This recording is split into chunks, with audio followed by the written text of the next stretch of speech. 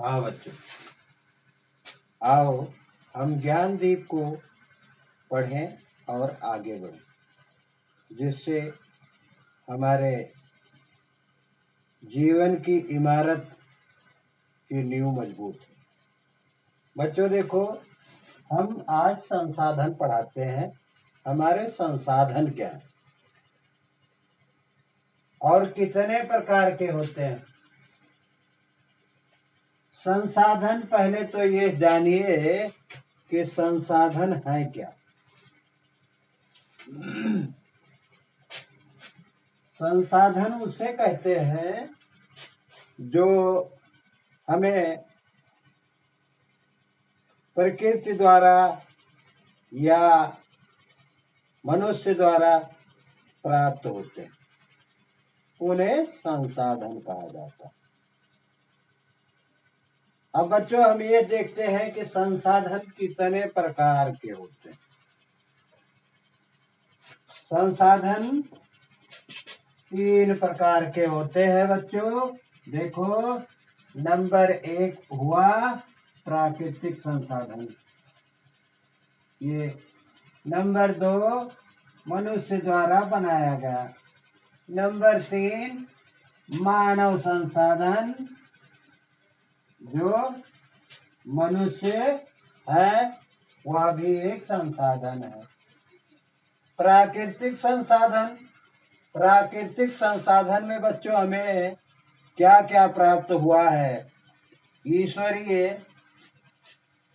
प्राकृतिक संसाधन उसे कहते हैं जो हमें ईश्वरीय प्राप्त हुआ है, ईश्वर के द्वारा प्राप्त होता है।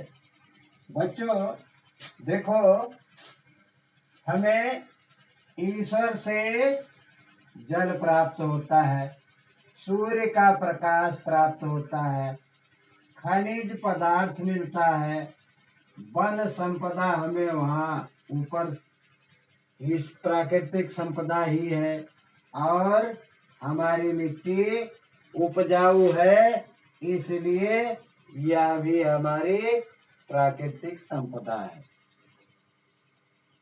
अब हम देखते हैं कि मानव निर्मित संपदा क्या है। मनुष्य द्वारा बनाई जाने वाली संपदा क्या है? संसाधन क्या है? जैसे घर, घर को मनुष्य बनाता है ईंट, पत्थर, कंक्रीट और ईंटों से। तो यह मनुष्य द्वारा बनाई गई मानव निर्मित संसाधन है। सड़क और पुल, ये भी मनुष्यों द्वारा बनाए जाते हैं। उसी तरह हमारे विद्यालय, हमारे अस्पताल, हमारी मशीनें, बांध और कारखाने, ये सभी मनुष्य द्वारा बनाए गए मानव निर्मित संसाधन कहलाते हैं। तीसरा है बच्चों मानव संसाधन।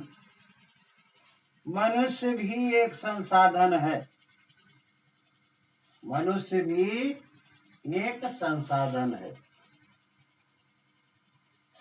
और जितनी जनसंख्या जिस देश की होती है, उतना ही उसका विकास होता है, क्योंकि प्रत्येक मनुष्य कुछ न कुछ कार्य करता है, और कुछ न कुछ कार्य करने का सरकार भी कुछ न कुछ प्राप्त करती है। उसमें आप देखिए, जनसंख्या और योग्यता। योग्यता का मतलब जनसंख्या का मतलब जनसंख्या हो ही गया, और योग्यता का मतलब शारीरिक स्वास्थ्य। हमारे देश में ज्यादा लोग शारीरिक रूप से स्वस्थ हैं, तो यह भी एक मानव संसाधन संपदा हुई। तो बच्चों, ये आप लोगों को हमने संसाधन के स्रोत बताए। कौन कौन से? प्राकृतिक संसाधन, मानव संसाधन और मानव निर्मित संसाधन। फिर से देखो, प्राकृतिक संसाधन वह संसाधन है जो हमें प्रकृति द्वारा प्राप्त होते हैं। मानव संसाधन वह है जो हमें मनुष्य बनाकर प्रदान करता है या जिसे मनुष्य बनाता है। और मानव संसाधन उस देश की जनसंख्या होती है और उसकी योग्यता का मतलब शारीरिक रूप से स्वस्थता का प्रारूप है। बच्चों, प्राकृतिक संसाधन जल, सूर्य का प्रकाश, खनिज पदार्थ, वन, मिट्टी इत्यादि हैं। उसी तरह से मनुष्य द्वारा बनाए गए संसाधन घर, सड़क और पुल, विद्यालय, अस्पताल, मशीनें और नदियों पर जो बांध बनाकर बिजलियां उत्पन्न की जाती हैं वैसे बांध, कारखाने जिससे बांधों से बिजली उत्पन्न होती है और तमाम प्रकार के सिंचाई के संसाधन बनाए जाते हैं। इसलिए वह भी एक मानव निर्मित मनुष्य द्वारा बनाया गया बांध भी एक संसाधन है। कारखानों को मनुष्य ही लगाता है, वो मशीनों को मनुष्य ही बनाता है। इसलिए बच्चों, ये सभी मानव निर्मित संसाधन हुए। और मानव संसाधन मनुष्य जो है उसकी जनसंख्या और उसकी योग्यता पर आधारित है। मनुष्य, जितने मनुष्य होंगे कुछ न कुछ कमाएंगे और उसका कुछ न कुछ अंश सरकार को, देश को प्राप्त होता है। और अगर वह स्वास्थ्य हैं वही उनकी योग्यता है। बच्चों, आगे हम देखते हैं कि संसाधन के दो प्रकार। कितने? दो प्रकार, नवीकरणीय और अनवीकरणीय। अब हम जानते हैं कि नवीकरणीय संसाधन क्या क्या है।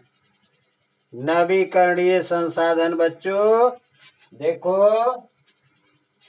सूर्य का प्रकाश, पवन, यह अक्षयशील संसाधन है। सूर्य का प्रकाश और पवन यानी वायु। हमारे देश की आबो हवा अच्छी है और सूर्य का प्रकाश पर्याप्त रूप से मिट्टी को मिलता है, पृथ्वी को मिलता है, मनुष्यों को प्राप्त होता है।